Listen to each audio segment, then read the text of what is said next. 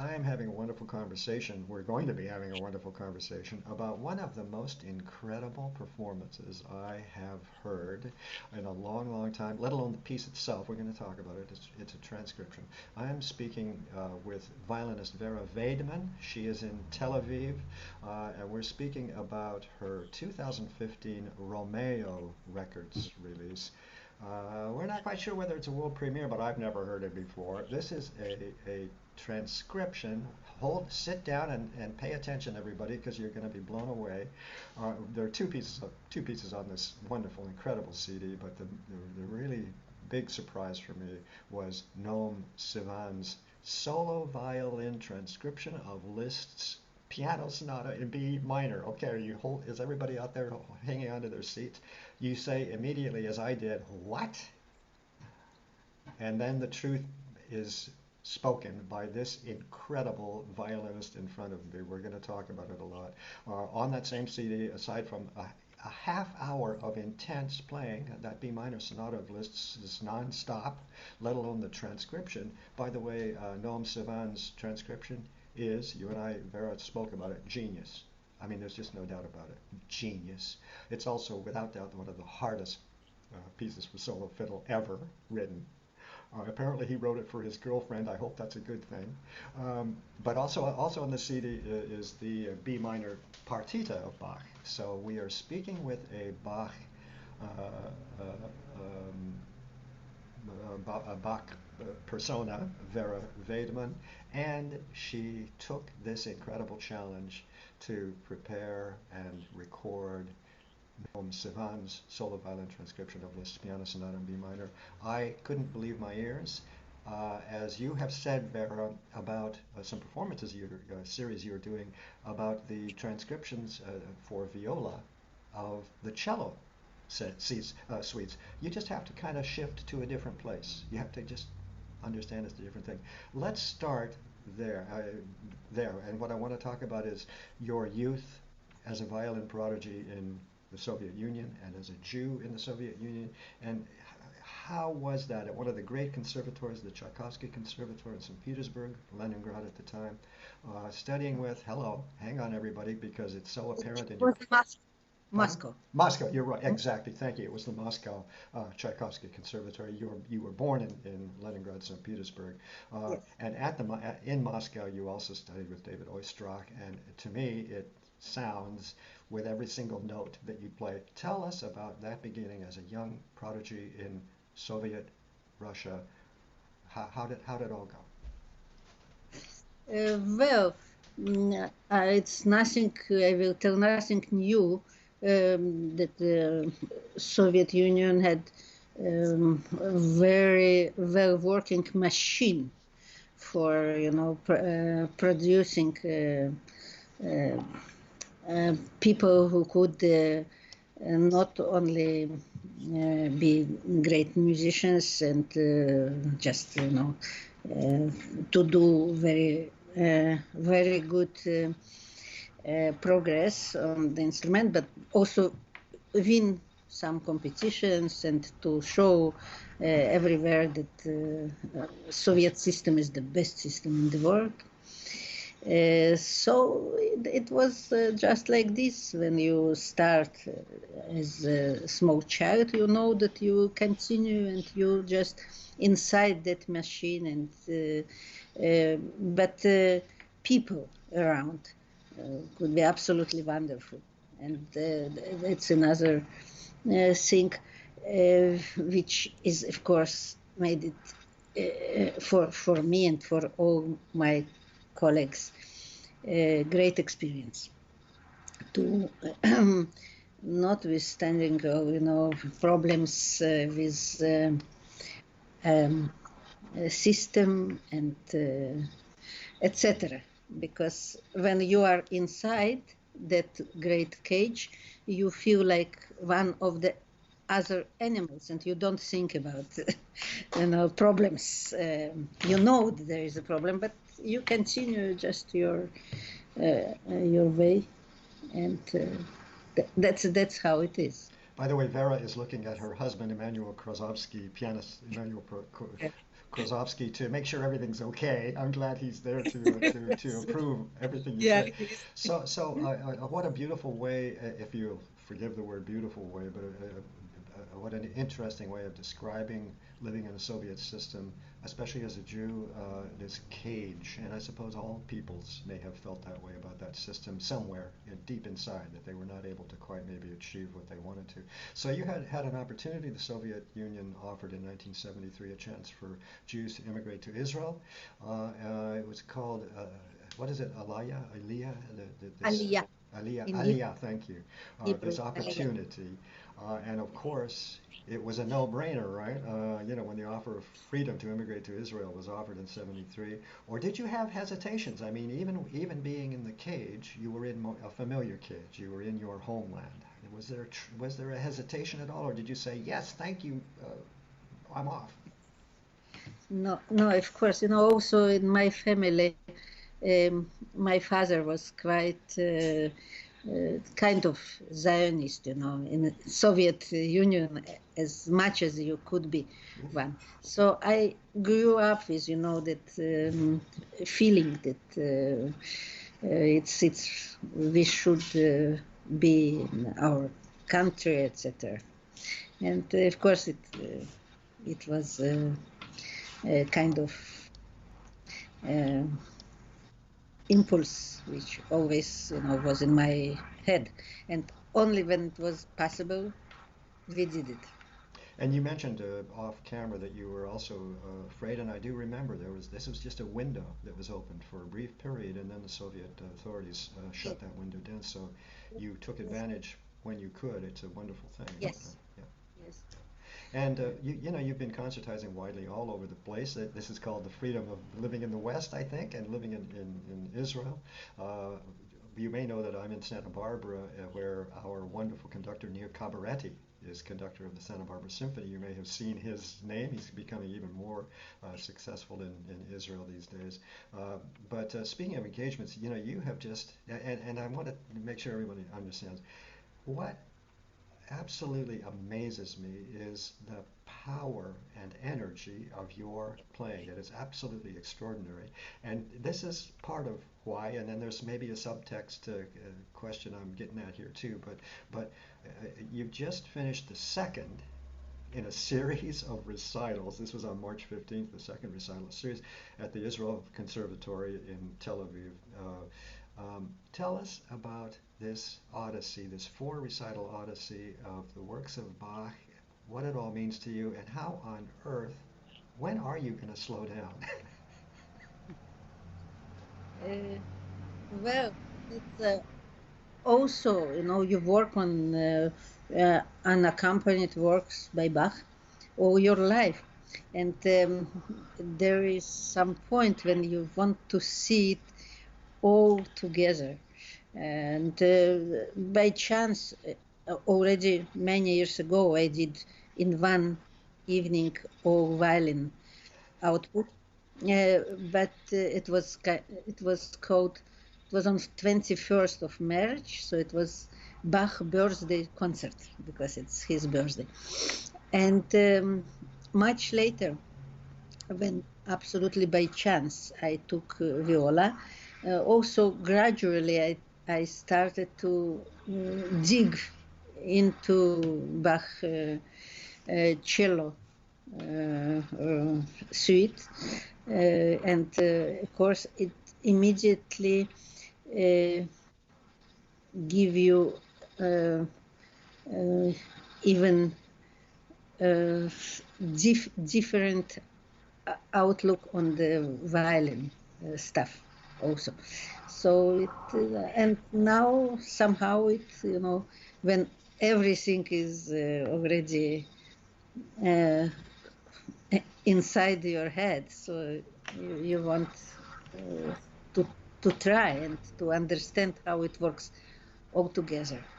Let's remind everybody, for example, that the list is one continuous, nearly 30-minute performance. And just imagine, everyone, I'm kind of jumping back to the list of the Liszt transcription again, just in terms of just the huge amount of energy that's required. We've discussed already, this is one of the most difficult pieces I've ever heard for fiddle. Everything is there, every So, possible yeah.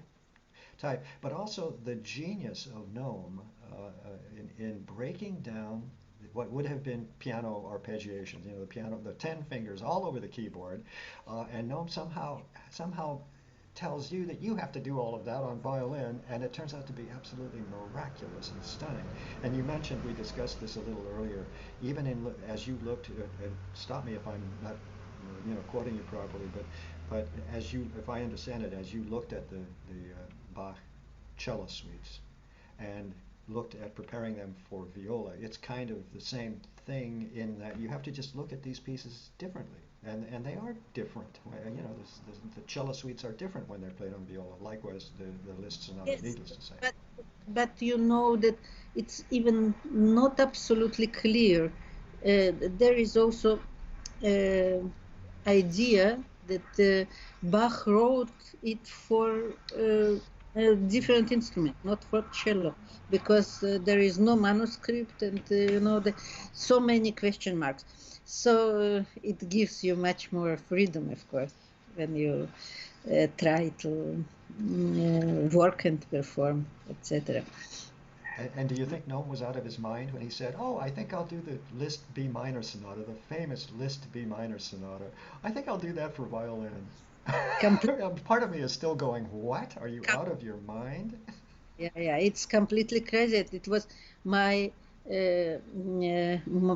what I thought when I saw this, music in New York in a music store, because I just found it, and what?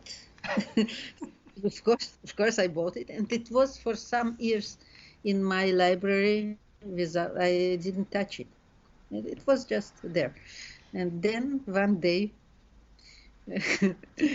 and I decided to look at it. And history has been made, let us say. Yes. I don't believe there is another recording. We've questioned this, you and I, but I don't believe there's another recording. I'll do a look later. But the point is, this is a performance and a transcription that needs to be heard, needs to be understood, needs to be looked at very seriously by professional violinists, because it's a virtuoso masterpiece. It's a stunning event for the public to witness. I think so too, because there is an uninterruption solo, incredibly virtuosic piece in the more than half an hour, and there is no other piece like this exactly. If no. And as we mentioned a little earlier before recording, again, one has to get past previous mindset. I think it's what it's about. We all think Liszt, B minor, piano sonata, and we're really forced. Noam really forces us to have a different look at this piece. It is still the B minor piano sonata, but Yeah. but revealed in ways, as I mentioned to you. I swear I was hearing contemporary music there when some of these arpeggiated chords are broken down for fiddle to run through them. How you do it, I have no idea. I'm going to have to find a video or something. But you hear these chords, and they are spectacularly fascinating and interesting. What's your takeaway yourself? But of course, it immediately you think about Paganini and all that history. It goes back and it comes again, is because it Liszt history of Liszt Yes. is going through Paganini. That's very Because interesting. Yes, I'd yeah, forgotten that. Yeah. and then it's somehow uh, like if you think about that transcription, so it's like to pay that debt back, because Yes. it And started. Yeah. How does it fall on the fingerboard? How does it, Noam was is a violist? I can't quite remember. Composer or violist or Noam What? Sivan? Is he a Uh, musician? He's a pianist. Pianist. He's a So pianist, and he's a pianist composer. He is uh, I think he's quite a master of improvisation. yes, I And remember reading that. Yes, yeah. Well, I guess what I'm asking is how dare he? uh, By the way, how dare he, a pianist, say, "Oh, I think I'll write this for fiddle," and then therefore, how does it fall for you as a violinist? But is it a big pain, or does it make sense from the beginning? tremendous pain to find how to do it on violin. It it's uh, you have to solve every Problems. every place like a mathematical reader or something like that. Mm. It's really I never did anything close to it. So did you curse him as you tried to work out those fingerings? No, no, Of no. course not. Sorry. That was me. No, I'm sorry. Uh, No, even I was grateful to him because when you try to do such a thing, you find completely new technical possibilities on violin, and what was actually also with Liszt and with Paganini because they found completely new things on their respective instruments. Can I ask you, just to be on the safe side, I think if I could ask you to move, and I'm not quite sure which way, a little bit, one way or the other, let's go, try one, yes, a little bit more that way. I'll tell you Uh, why, sometimes the imaging, uh, it looks, yeah, that's better. It looks fine until I get the tape, and you have to be almost right in the you, middle. There, uh, perfect. Perfetto, perfetto, perfetto. Bravo, okay. bravo. Just wanted to make sure because it's so awful when I get past all of this and then I see that half your face is gone. Let's talk a little bit about this. I did something No, no, like this, yeah. okay. Let's talk a little bit about the sound of your instrument. 1776 Borgonzi of Cremona. I, Yes. uh, how long have you clutched that instrument to your presence? And how long, in other words, how long have you had that instrument? Because you and the instrument are one, and it's a huge sound that comes out of that fiddle. It's not for very long. I think it's maybe um, a little bit more than 10 years, maybe. um, Is it the and one? Is it it? Is it the instrument? I think so, yes, It because sounds it. I had another also Italian instrument which I brought with me from Russia, and because it was instrument um, my parents, my father uh, had to sell all his library. He liked books very much, and all his life he was, buying, and he had kind of 5,000 maybe. And in Soviet Union you could not buy something because everyone is, just living on very yeah meager. So he sold everything and he bought Italian violin for me. But this instrument was not not my cup of tea, and I was always trying to adjust myself to it. And that also reason why I didn't try to change it for so many years. But then some 10, 12 years ago, I went with Emmanuel, we went to New York. He was working, and I just decided I will look, maybe I will find something else. And actually, this violin found me, not other way now, around. And then I really feel very, very close to this instrument.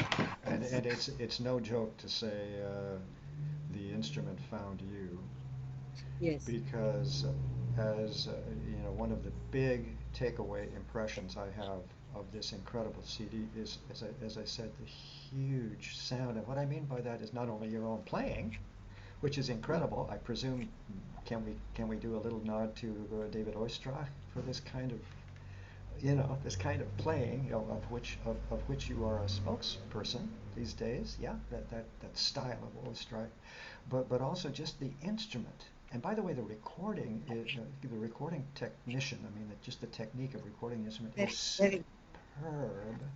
yeah, But that violin of yours, I have little notes here. Incredible, rich, full-throated sound, captured beautifully by the sound engineer. Stunning clarity is what that instrument has. It speaks. I will tell him. He will be very happy Oh, to good. hear. Okay. And also, just to make sure everyone is clear that the other half, the CD is all B minor, which I find very interesting. Yes, yes, I'm that was always that's why I choose that partita and because it's also B minor. Yes, because otherwise, now that I just think about it right off the top of my head here, because I'm always intrigued by that, the choices, and also how important key areas are. But you chose two works, two B minor works. They couldn't be more yes, different, more diverse, of course. yes, And yet there is that tonality, that B minor yes, something that anchors yes, both of them together. So I'm so glad you did that. Otherwise, you might have spoiled something. You know what I'm saying? If there was a D yes, major sonata, or yes, something. yes, yes. So beautiful, beautiful. By the way, all of this, our video interview, links to buy the CD, your bio, all of that good stuff is going to go up at performingartsreview.net in the next couple of days, and then I will follow with a review of the CD. And it's hard to keep the adjectives under control. I Mm. have not heard such incredible playing in a very, very long time. I salute you again for expert playing, huge, glorious, gorgeous sound, tackling that incredible piece flawlessly, the Liszt, may I say? I don't know, maybe you know of a couple of moments that didn't quite come off so well, but as far as I'm concerned, it is a stunning virtuoso CD. I just wanted to mention the Bach partita, the B minor partita that's on the CD, and I asked you a little earlier, I wondered if you had, because again, the sound is so big and rich and gorgeous, and also in that kind of Russian style. I hope I'm not in trouble there.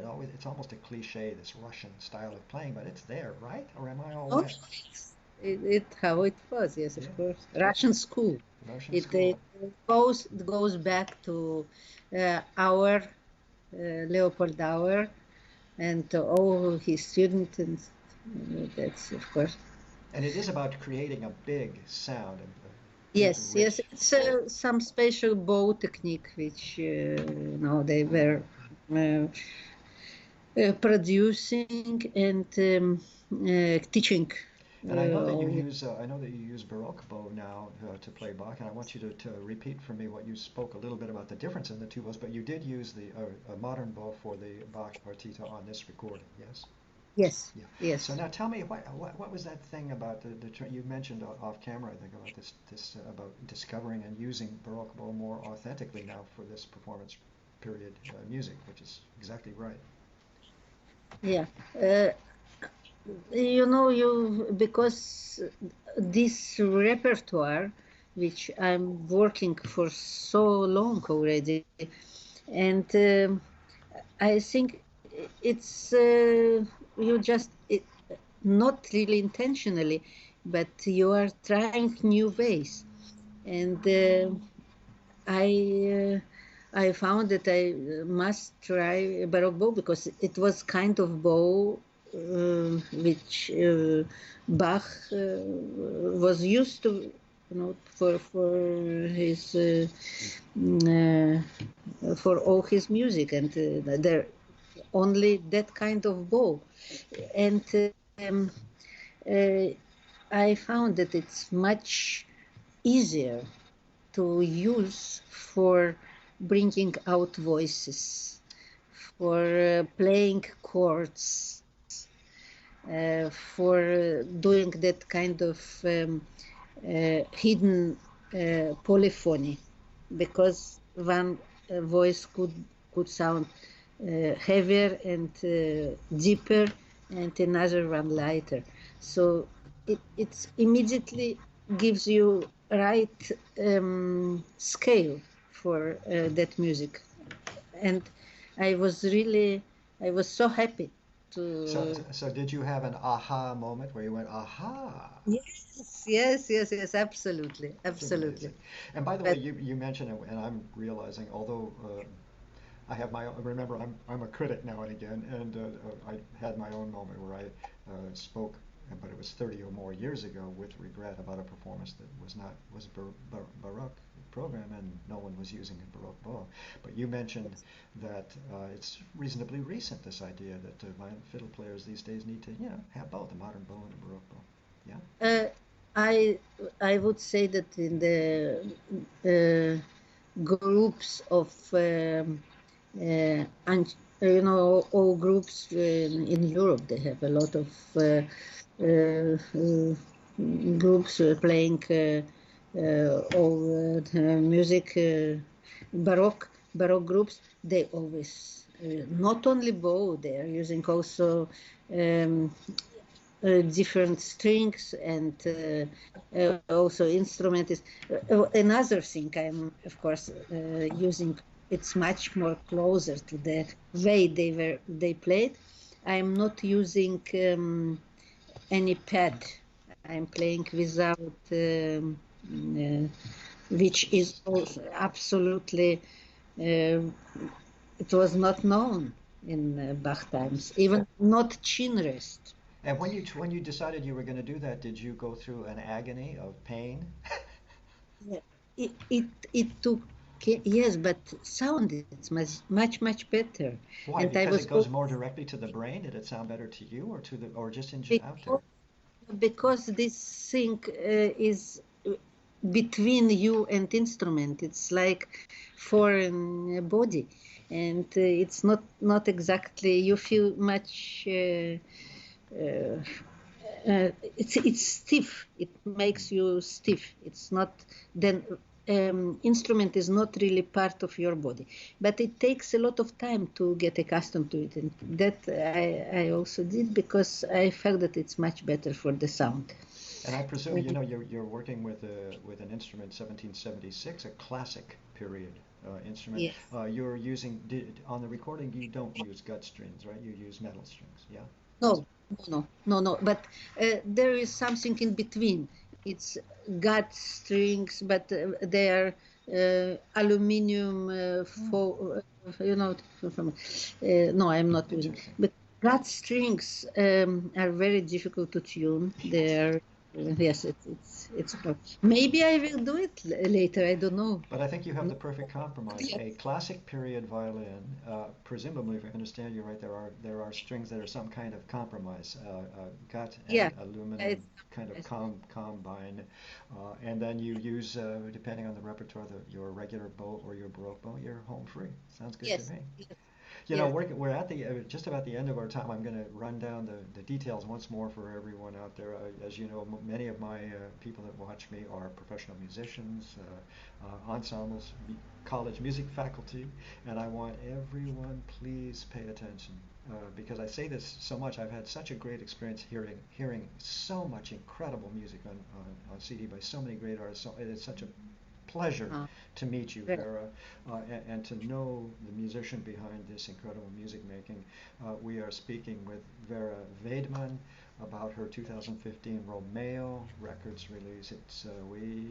Let's call it a world premiere, and I've never heard it before. Noam Sivan's solo violin transcription of Liszt's Piano Sonata in B minor. Violinists, you have to hear this. You're going to want to program it. That is, if you survive putting it together. Vera has managed somehow to survive this experience, and fabulous virtuoso performance, and also a performance of the Bach B minor partita for solo violin. So a CD that's in that tonal area, that B minor area. It's so fascinating and so full of deepness. I don't know what else to say. Uh, Vera, what have I forgotten to ask you? We want to also remember that you are lucky to have a pianist husband, Emmanuel Krasovsky. Uh, I think there is, of course, some connection to my, idea to play Liszt sonata because of ah, my I see.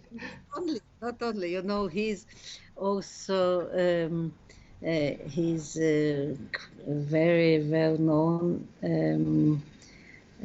pedagogue and professor, and he is the artistic director of Tel Hai piano master classes. So it's for young pianists. And of course, I'm always there. So I'm always surrounded by pianists. Well, I would say you got even on this one. Yeah. But also, when I was young, before coming to Israel, um, my record library was mostly with piano music, much less violin music. I liked very much always So you went piano music. hunting for a pianist husband. I see. I'm onto this. Besides, it's convenient for a violinist to have a pianist husband. It works very well. The fees are much lower.